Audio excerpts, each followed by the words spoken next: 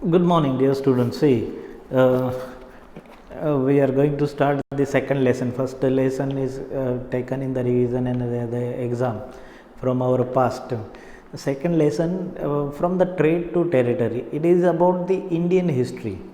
It is about the Indian history and from where it's starting, from the arrival of the British up to the British set up the rule in India.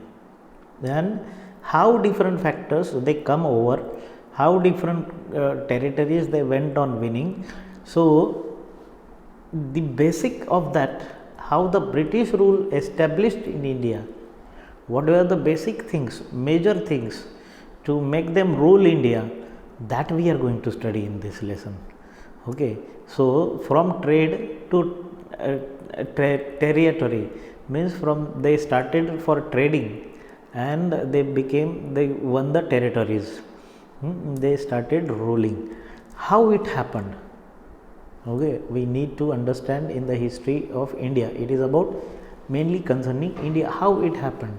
So British colonized many of the countries. One of them is India. Let us come to the first page of the lesson. From trade to territory, the company establishes power. Now, what was the trading company's name? That was East India Company. Okay. Now, till East India Company came in India, what was going on in India? Aurangzeb was the last of the powerful Mughal ruler. He was the powerful Mughal ruler. He was the last emperor, powerful. But after then also, Mughals were ruling on Delhi. Okay. So there were many Mughal attacks. बहुत सारे मुग़लों ने India पे राज attack किया है ना, और फिर rule करने की कोशिश की. बहुत सारे हैं और सबसे मेजर इंसिडेंट भी है उसमें, जैसे कि पानीपत. सो पानीपत में मराठास ने दिल्ली पे राज कर लिया था, है ना. सो महाराष्ट्र के जो राजा थे, छत्रपति थे, सो मराठा जो थे उन्होंने दिल्ली पे अपना झंडा लहरा दिया था, दिल्ली की सल्तनत को जीत लिया था. सो ऐसे बहुत सारे वॉर्स हुए, लड़ाइयाँ हुई. ये सब जाने के बाद जो हिस्ट्री आती है वो है ब्रिटिश की, and that starts with the East India company. Now उसका बेस हम पहले देखेंगे कि क्या हो रहा था. So Aurangzeb was the last Mughal emperor who was very powerful, in the powerful emperor. After that there came he established control over very large part of territory that is known as India. After his death in 1707, many Mughal governors and subedars, big zamindars, began asserting their authority and establishing regional kingdoms. जैसे ही औरंगजेब मरा, जैसे ही उसकी power ख़त्म हुई, Aurangzeb died in Aurangabad in Maharashtra, fighting against the Marathas. He could not win them, he died. After that his two sons both were not powerful at ruling. They could not hold the territory, the whole country. जितना औरंगजेब ने जीता था उसको वो संभाल नहीं पाए. तो डिफरेंट एरियाज़ में मुगल्स के गवर्नर्स थे, सूबेदार्स थे, ज़मींदार्स थे. तो उन्होंने अपनी अपनी टेरिटरी में अपना राज चलाना शुरू कर दिया. कैसे राज चलाना शुरू किया? मतलब एक तरफ सिविलियन से टैक्सेस लेना, पर ऊपर गवर्नमेंट को, ऊपर उनके राजा को नहीं देना. ये स्टार्ट हुआ. ठीक है. So as powerful regional kingdoms emerge in various parts of India, and as a result क्या हुआ, उसके बाद में वापस जो राजा थे वो पावरफुल बनने लगे, है ना.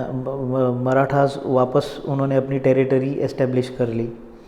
उसके बाद में होलकर्स, सिंधिया, राजपूत, उन्होंने अपनी अपनी टेरिटरीज पे वापस कब्जा करना शुरू कर दिया. And Delhi could no longer function as an effective centre. उसके बाद में, औरंगजेब के बाद में, दिल्ली जो था वो पूरे इंडिया का सेंटर नहीं बना. वापस फिर से छोटे छोटे राजा आ गए उभर के. By the second half of the 18th century यानी 1750 के बाद में, a new power was emerging on the political horizon. That was the British.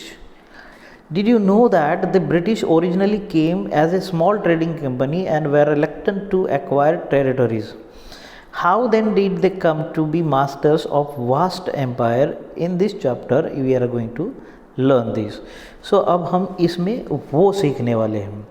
अब देखो एक फिगर दी हुई है, फिगर नंबर 1. ये बहादुर शाह जफ़र, ये बहादुर शाह जफ़र जो था ये लास्ट एम्परर था, ठीक है. And his sons were arrested by Captain Hudson. So उसका ये पिक्चर है, बहादुर शाह जफ़र और उसके बच्चों को अरेस्ट कर लिया था. ये हुआ था 1857 की जो म्यूटिनिटी थी, रिबेलियन था, मैसिव रिबेलियन था, उसके बाद हुआ था. हाँ, उसको 1857, you know the name Mangal Pandey है ना, होलकर, तात्या टोपे, उसमें और एक थे बहादुर शाह जफ़र, इन्होंने भी साथ दिया था. अब ये इन सारे एम्परर्स और ये छोटे छोटे राजा मिलकर जब आए, एक साथ लड़े 1857 में ब्रिटिश के खिलाफ, तो ये हार गए. ये हार गए.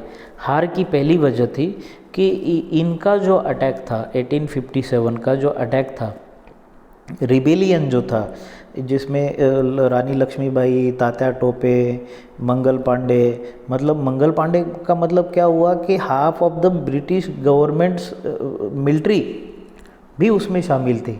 तो ब्रिटिश गवर्नमेंट की एक बटालियन जो थी वो भी उनके खिलाफ, ब्रिटिश के खिलाफ लड़ने वाली थी, ठीक है. और ये बहादुर शाह जफ़र, ऐसे राजा एक साथ आए, उन्होंने अपनी आर्मी एक साथ जमा की, पर ये खबर ब्रिटिश लोगों को पहले मिल गई. तो उन्होंने वो जो बटालियन उनके अगेंस्ट जाने वाली थी उसको पहले रोक दिया, वॉर फील्ड तक उनको आने नहीं दिया. ये फर्स्ट रीज़न था हार का. सेकंड रीज़न था कि ब्रिटिश गवर्नमेंट के पास गन्स थी. तब देखो पिक्चर में क्या है, तुमको दिखेंगे बड़ी बड़ी गन्स है.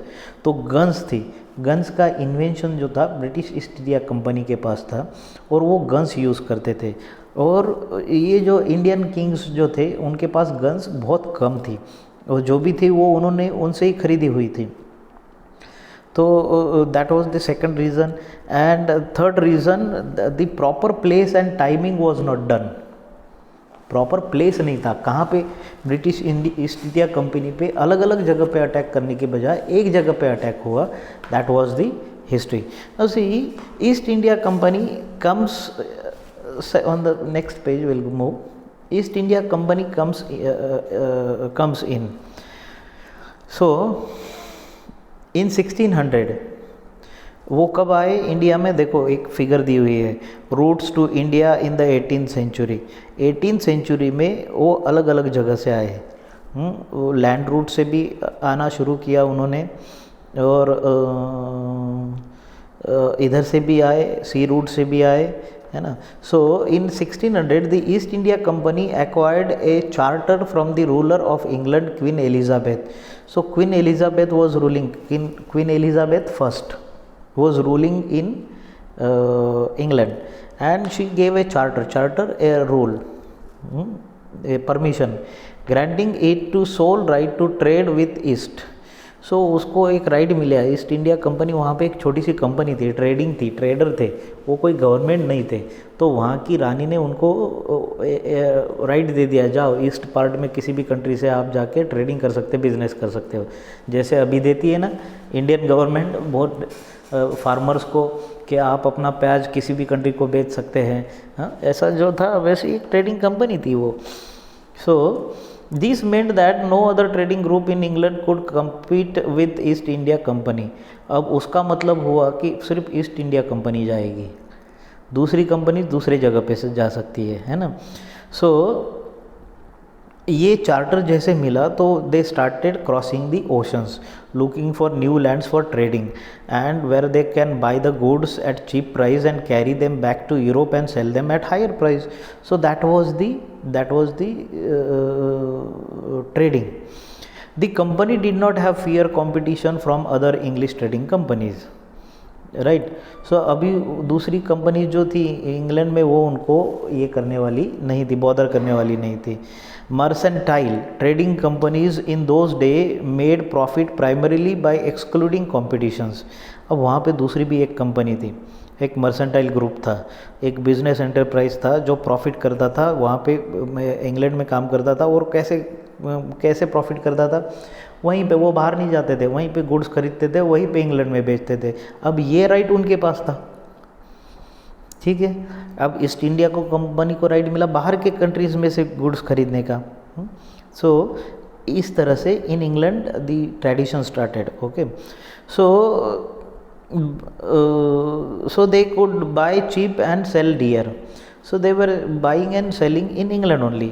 The Royal Charter, however, could not prevent other European powers from entering the eastern markets. By the time the first English ships sailed down with coast of Africa, round the Cape of Good Hope, and crossed the Indian Ocean, the Portuguese has already established their presence in the western coast of India.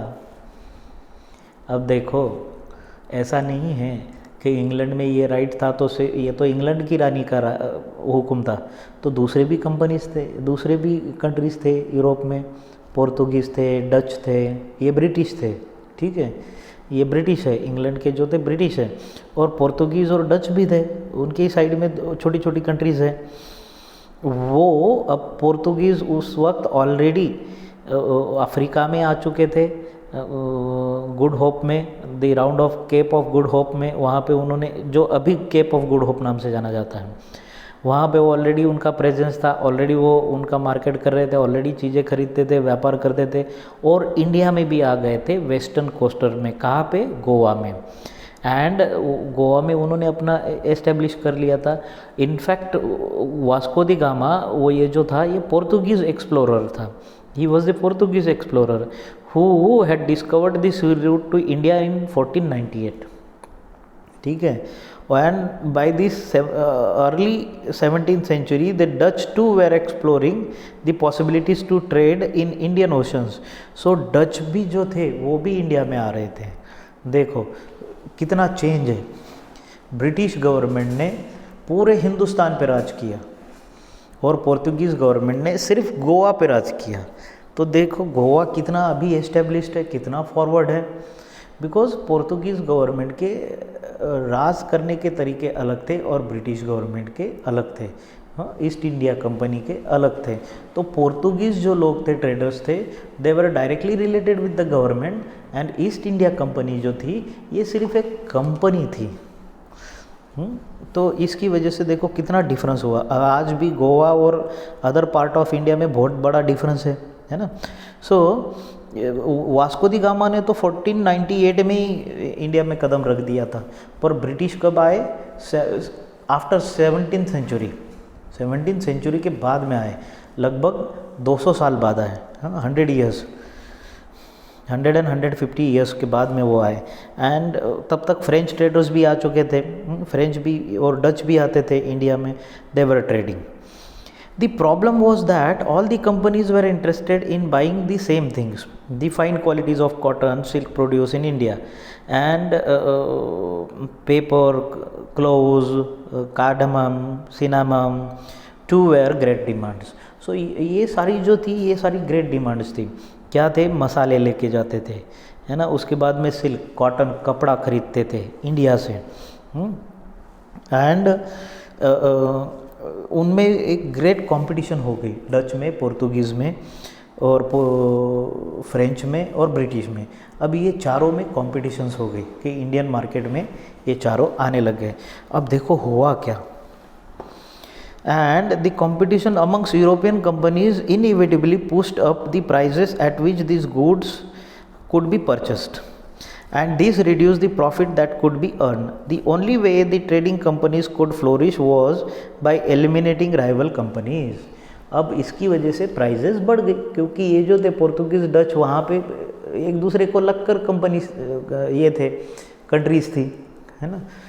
तो अगर Dutch लेके जा रहे, Portuguese लेके जा रहे, तो वहाँ पे चीज़ों की प्राइजेस बढ़ गई कंपटीशन की वजह से। अब कंपटीशन में प्राइजेस को कम करना है तो सबसे पहला रास्ता क्या है? कॉम्पिटिटर को ही ख़त्म कर दो। To kill the rival means to side the rival, and the urge to secure market therefore led to fierce battle between the trading companies, और उनके बीच में फिर युद्ध हुआ। ठीक है। Through the 17th and 18th century they regularly sank each others ship. और ये क्या करते थे, इनके वॉर युद्ध कहाँ पे होते थे, वहाँ पे कंट्रीज़ में नहीं होते थे। जब वो समंदर से के रास्ते इंडिया में आते थे तो एक दूसरे की शिप, ब्रिटिश को डच की शिप दिखी, दागो बोला, तोप चलाओ, उसकी शिप को डुबो दो, ऐसे उनके युद्ध हुए। एंड ब्लॉक डेड रूट्स, और वो रास्ते भी बंद कर देना, ये भी करते थे। And prevented rival ships from moving with supplies, और जो माल के जहाज़ भर के जाते थे उनको डुबो देना, ये भी एक दूसरे में उनमें कंपटीशन लग गया था। Trade was carried on the arms and trading post were protected through fortifications. So अभी ट्रेड्स कैसे होने लगा, फिर प्रोटेक्टेड होने लगा। तो वो मतलब क्या हुआ कि अभी ट्रेडिंग करने के लिए जो डच शिप आता था तो वो उनकी गवर्नमेंट से प्रोटेक्शन मांगता था, और जो ब्रिटिश शिप आता था वो ब्रिटिश गवर्नमेंट से प्रोटेक्शन मांगता था। तो इस तरह से बिजनेस में फिर क्या आ गया, आर्मी भी आ गई। This effort to fortify settlement and carry on profitable trade also led to intense conflict with local rulers. अब इसकी वजह से लोकल रूलर्स के साथ भी उनके कॉन्फ्लिक्ट होने लग गए। मतलब गोवा में जो राजा राज कर रहा था वो ब्रिटिश के साथ डील नहीं करता था, तो ब्रिटिश की दुश्मनी हो गई उनसे, राइट। और जो राजा ब्रिटिश की हेल्प करते थे उनकी दुश्मनी हो गई डच लोगों से, पोर्तुगीज़ लोगों से। तो this was the thing, this was the basic that started. The company therefore found it difficult to separate trade from politics. And what happened next, और फिर उसके बाद क्या हुआ, East India Company begins trade in Bengal. अब western side में पोर्तुगीज आ गए तो ईस्ट इंडिया कंपनी ने क्या किया, बंगाल से स्टार्ट किया, ईस्टर्न कोस्टल लाइन से। The first English factory was set up on the banks of river of हुबड़ी इन 1651। 17th सेंचुरी में 1651 में 1651 ब्रिटिश ईस्ट इंडिया कंपनी ने अपना ऑफिस ही डाल दिया, लीगल ऑफिस। वहाँ के जो राजा थे, नवाब वगैरह जो थे, बंगाल पे ज़्यादातर नवाबों ने राज किया, तो वहाँ पे उनकी परमिशन से क्या कर दिया, डायरेक्टली वहाँ पे ऑफिस सेटअप कर दिया ब्रिटिश ईस्ट इंडिया कंपनी ने। ठीक है। अब देखो, the factory had a warehouse where goods for export was stored and it had offices where company officials sat. As trade expanded, the company persuaded merchants and traders to come and settle near the factory. 1696, it began building a fort around the settlement. 2 years later, it bribed Mughal officials into giving the company zamindari right over 3 villages. अब इनको लगा, देखो ये British East India company कितनी होशियार थी। तो इन्होंने क्या किया कि धीरे धीरे अपना ऑफिस बढ़ाना शुरू किया, ऑफिशियल लोगों के लिए घर बनवाना शुरू किया, और बाद में जहाँ से बंगाल से वो जो गुड़ कलेक्ट कर रहे थे वो आता था फार्म से। तो फार्म्स पे ज़मींदारी हक लेने के लिए, यानी वहाँ का जो माल बनेगा वो सिर्फ हम खरीदेंगे, इसके लिए उन्होंने मुगल्स ऑफिसर्स जो थे उनको ब्राइबिंग, क्या कहते हैं, रिश्वत देना शुरू किया। और ओवर 3 विलेजेस, शुरुआत में उन्होंने 3 विलेजेस की ज़मींदारी ले ली। One of this was Kalikata, that is Kolkata now, which later grew into the city of Calcutta and which is now known as Kolkata. So it is also persuaded the Mughal emperor Aurangzeb. देखो कोलकाता तब विलेज था, अब कितनी बड़ी सिटी है। हाँ, उसमें तकरीबन 100 से ज़्यादा विलेजेस आ जाएंगे, इतनी बड़ी सिटी है। So and it also persuaded the Mughal emperor Aurangzeb to issue a farman granting the company the right to trade duty free. अब औरंगजेब की सबसे पहली गलती ये थी, औरंगजेब को लगा ये ट्रेडर्स है, और इसलिए औरंगजेब ने उनको फ्री विदाउट टैक्सेस देना शुरू कर दिया। क्यों भला ऐसा क्यों किया होगा औरंगजेब ने? ऐसा इसलिए किया कि औरंगजेब को भी उन्होंने बहुत सारे गिफ्ट्स दिए, लालच दिया, इसकी वजह से ये करना शुरू कर दिया। The company tried continuously to press for more more conscious and manipulate existing privilege. Aurangzeb's फरमान. नाउ अभी औरंगजेब का फरमान मिलने की वजह से, यानी ऑर्डर, औरंगजेब की ऑर्डर मिलने की वजह से इनको ज़्यादा पावर मिल गई. Had granted only the company the right to trade duty free, but officials of company who were carrying on private trade on the sides were expected to pay duty. This they refuse to pay. अब औरंगजेब ने क्या किया था that ये trading का free right they दिया, पर other officials जो थे उनको क्या हुआ, टैक्स पे करना था.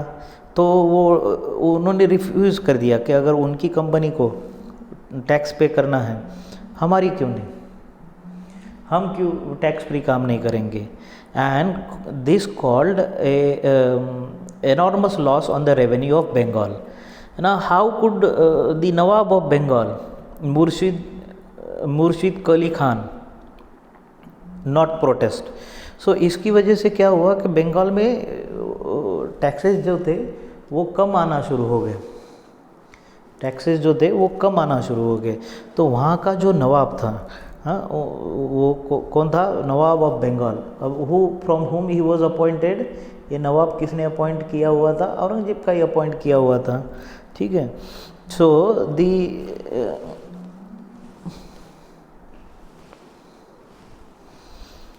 नवाब का ये औरंगजेब का ही अपॉइंट किया था, पर उसको टैक्सेस कम मिलने लग गए तो वो उसने प्रोटेस्ट का सोचा, बिकॉज उसको पैसा कम मिल रहा था, है ना.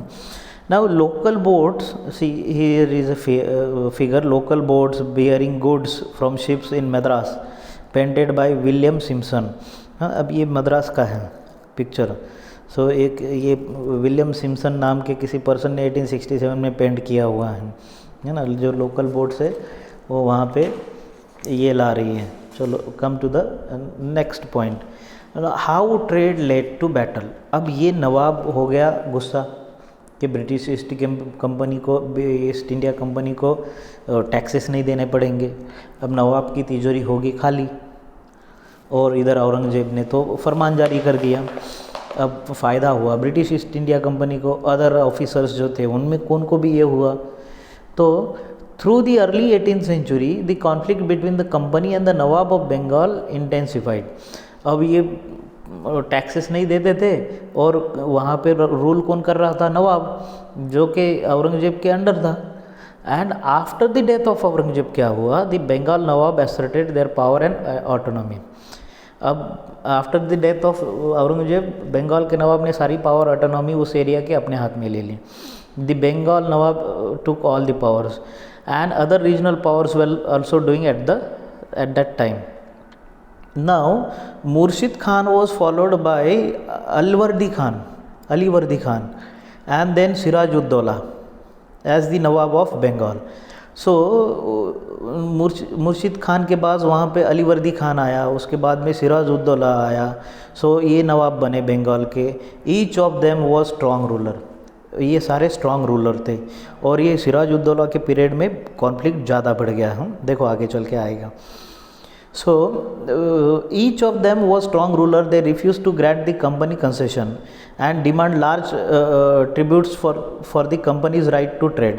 Denied any right to mint coins and stopped it from extending the fortification, accusing the company of deceit. They claimed that the company was depriving the Bengal government of huge amounts of revenue and undermining the authority of Nawab. It was refusing to pay taxes, writing disrespectful letters and trying to humiliate the Nawab of his official. अब British East India company ने taxes देने का मना कर दिया और business भी करना शुरू कर दिया, और लेटर्स भी जो उनके साथ कम्युनिकेशन भी जो रहा नवाब के साथ वो अच्छा नहीं रहा. And the company declared that unjust demand of the local officials were ruining the trade company and trade could flourish only if the duties were removed. और ब्रिटिश ईस्ट इंडिया कंपनी कहा कि हम यहाँ पे ट्रेडिंग नहीं करेंगे क्योंकि इतना ज़्यादा टैक्सेस हम नहीं देंगे. It was also convinced that to expand trade it had to enlarge its settlement, buy up villages and rebuild its forts. और कंपनी को लगा कि और विलेजेस की ज़मींदारी लेनी चाहिए और अपने फोर्ट बनाने चाहिए। The conflict led in confrontation and finally culminated in the famous battle of Plassey. और ये वजह बनी कि प्लासी का पहला first war was fought in the East India Company and the nawab of Bengal Siraj ud Daulah. See the battle of Plassey. Ali Vardi Khan died in 1756. Siraj ud Dowla became the Nawab, his son. The company was worried about his powers and leaned on a puppet ruler who would willingly give trade concession and other privileges. So it tried. Okay.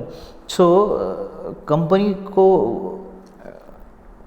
ये ऐसे चाहिए था कि they wanted a puppet ruler. Puppet ruler means what, एक क्या कहते खिलौने की तरह। ये जो नवाब हैं ये बस हमारी सुने और हम जो कहे वो करे, भले वो रूलर रहे, वो नवाब रहे, पर हमारे कहने पर चले और हमारे बिजनेस के लिए काम करे। बिकॉज़ ये क्या थी, ईस्ट इंडिया कंपनी शुरुआत में कंपनी थी, वो रूलिंग का नहीं सोचते थे, पर वो चाहते थे कि ये जो रूलर है ये हमारा काम करे। And they could not succeed in doing with this with Siraj ud Dowla, and infuriated Siraj ud Dowla's rivals became the Nawab. See, अभी क्या हुआ, to help one of Siraj ud Dowla's rivals became, so उन्होंने क्या किया कि सिराज उद दौला का एक rival था, दुश्मन था, उसको नवाब बनने का सपना दिखाया कि हम आपको नवाब बनाएंगे। Infuriated Siraj ud Dowla asked the company to stop meddling in the political affairs of his domain. और सिराज उद दौला ने उनको लेटर लिखा कि भाई you do not participate in our political matters. After negotiations and political affairs domain and stop fortification and pay the revenues. After negotiations failed, the nawab marched with 30,000 soldier to the English factory to Kasim Bazaar. अब कोलकाता के पास Hubli river के पास कासिम बाज़ार करके एक बड़ी सी open place थी जहाँ पे बाज़ार भरता था, वहाँ पे सिराज उद दौला पहुँच गया 30,000 सोल्जर्स लेके। किसके खिलाफ? ये ब्रिटिश ईस्ट इंडिया कंपनी के खिलाफ। And captured the company's official, locked the warehouses, disarmed the Englishmen and blocked the English ships। सारा उसने बिजनेस चौपट कर दिया, सब बंद कर दिए, ऑफिसर्स को जेल कर दिया। एंड डिसआर्म्ड इंग्लिशमैन, उनके हथियार वगैरह सब छीन लिए गए। Then he march to Calcutta to establish control over the company's fort there. And company का जो फोर्ट था, वेयर हाउस था बड़ा, फोर्ट के जैसा बना, वहाँ पे ये चले गए with 30,000 soldiers. On hearing the news of the fall of Kolkata, company officials in Madras sent forces under the command of Robert Clive. अब उस वक्त तक कंपनी ईस्ट इंडिया कंपनी जो थी वेस्ट बंगाल में तो काम कर रही थी, पर मद्रास में भी काम कर रही थी। अब मद्रास की जो उनकी फोर्सेस थी वो थी रॉबर्ट क्लाइव के under. And those forces came to Kolkata reinforced by naval fleets. So वो कैसे आ गए? Naval fleets. Prolonged negotiations with Nawab followed. Finally, in 1757, Robert Clive led the company's army against Siraj ud Dowla at Plassey. बहुत सारे उन्होंने contact की, deal की, but that was not possible, and finally they went into the battle of Plassey. One of them main reason was the defeat of Nawab. For the defeat of Nawab was the forces led by Mir Jafar, one of the Siraj ud Dowla's commanders, never fought the battle. सी अभी ये प्लासी का जो युद्ध हुआ, वार हुआ, उसमें सिराज उद दौला खान हार गया और उसका रीज़न था मीर जाफ़र। मीर जाफ़र जो था नवाब सिराज उद दौला का फोर्स का कमांडर था, और उसने अपनी सेना जो थी वो उसको फाइट के लिए तैयारी नहीं किया। And this was manage by Clive. ये रॉबर्ट क्लाइव जो था उसने उसको रिश्वत दी, ब्राइब दी, and secured the support and promising from this promising Mir Jafar to make the nawab, उसको नवाब बना देंगे ऐसा उसको सपना दिखाया, और Mir Jafar came with the part of army that did not fight against the British, and Siraj-ud-Dawla was crushed. The Battle of Plassey became famous because it was the first major victory of Company won in India. और इस वक्त सबसे बड़ा ये जो हुआ, क्या हुआ कि इस बैटल ऑफ प्लासी में नवाब सिराज-उद-दौला हार गया। मीर जाफ़र जो था वो ब्रिटिश गवर्नमेंट को जाके मिल गया। ठीक है। Now after the defeat of Plassey, Siraj-ud-Dawla was assassinated and Mir Jafar made the नवाब। सिराज-उद-दौला को हटा लग के उन्होंने, ब्रिटिश गवर्नमेंट ने क्या कर दिया, मीर जाफ़र को नवाब बना दिया। एंड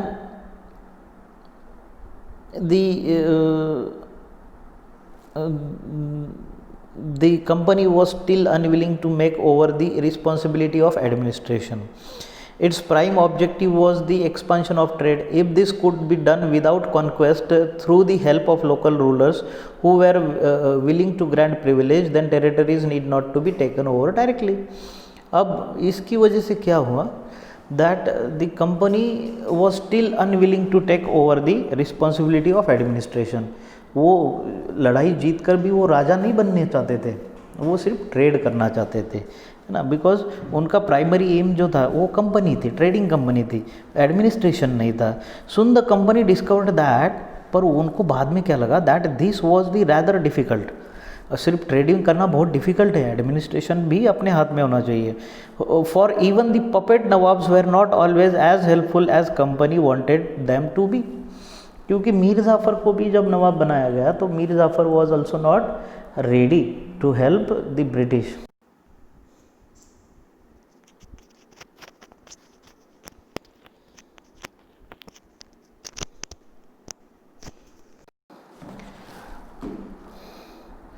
सो फाइनली उनको लगा, ब्रिटिश तो ऐसे ही करते करते गए, उनको लगा कि अरे ये नवाब भी जो है, मीर जाफ़र को नवाब बना के भी कोई फ़ायदा नहीं है हमारा, हमें अपना after all they had to maintain the basic appearance of dignity and sovereign if they wanted to respect their own from their subjects. So what could the company do then, फिर क्या करेंगे, नवाब नहीं सुनते थे, उनकी प्रजा का भी सुनना पड़ता था, इसलिए नवाब भी हर बार नहीं सुनते थे। Then when Mir Jafar protested the company deposed him and installed Mir Kasim in his place. अब जब मीर जाफ़र ने प्रोटेस्ट किया तो उन्होंने मीर जाफ़र को हटा दिया, आज से आप तुम नवाब नहीं हो, क्योंकि फ़ौज इनकी थी, हाँ, ब्रिटिश ईस्ट कंपनी की तब तक क्या हो गई थी, ये जो आर्मी थी, ये आर्मी अंडर ब्रिटिश गवर्नमेंट की, रॉबर्ट क्लाइव की खुद की आर्मी थी, और इसकी वजह से उन्होंने मीर जाफ़र को हटा दिया, मीर कासिम को बिठा दिया। When Mir Qasim complained he in turn was defeated in a battle fought at Buxar. अब Mir Jafir also went against the British East India Company. फिर finally at the Buxar was a place. 1764 में क्या हुआ, British East Company had a fight against Mir Qasim, driven out of Bengal, and Mir Jafar was reinstalled. वापस मीर जाफ़र को उन्होंने बना दिया। बक्सार में फ़ाइट हुई दोनों आर्मीज़ में, और कौन बन गया वापस, मीर जाफ़र बन गया, मीर जाफ़र को नवाब बना दिया गया। In 1964, Nawab had to pay 5 lakhs every month, but the company wanted more money to finance its wars and meet the demand of trade, its other expenses. अब देखो मीर जाफ़र को नवाब बना दिया, पर हर महीने 5 लाख रुपए देने थे, ठीक है, किसको, ब्रिटिश ईस्ट इंडिया कंपनी को, क्योंकि ब्रिटिश ईस्ट इंडिया कंपनी अभी वॉर भी करने लग गई, युद्ध भी करने लगे, और उसमें बहुत सारा पैसा लगता था, तो उसके लिए पैसे भी देने पड़ेंगे। ये ब्रिटिश ईस्ट इंडिया कंपनी का अलग ट्रेड चालू हो गया। हाँ, दूसरा ट्रेड शुरू हुआ, वो हुआ वॉर्स करने का। पहले वो चीज़ें खरीदते थे, बेचते थे, अभी वॉर्स में भी वो ये करने लगे, ट्रेडिंग करने लगे राजाओं के साथ। and it wanted more territories and more revenue. By the time Mir Jafar died in 1765, उसके एक साल बाद ही, बक्सर के फाइट के एक साल बाद ही Mir Jafar died, and the company had changed. Having failed to work with puppet Nawabs, Clive declared, "We must indeed become Nawab ourselves." So Robert Clive ने कहा कि हम खुद ही नवाब बन जाते हैं. So finally 1765 the Mughal emperor appointed the company as the Diwan and of the province of Bengal, and Diwani allowed to the company. Diwani rights दे दिए गए. दीवानी राइट्स यानी नवाबी, दीवानी राइट्स दे दिए गए, रूल्स चलाने के राइट दे दिए गए. किसको? ईस्ट इंडिया कंपनी को, on the whole territory of Bengal. From the early 18th century, its trade with India had expanded, but it had to buy most of the goods in India with gold and silver imported from Britain. अब तब तक क्या था 17th century में, ये 18th century तक क्या होता था, पैसे कौन से थे? गोल्ड और सिल्वर कॉइन्स थे. वो उनको देने पड़ते थे कुछ भी खरीदारी करनी है तो, है ना.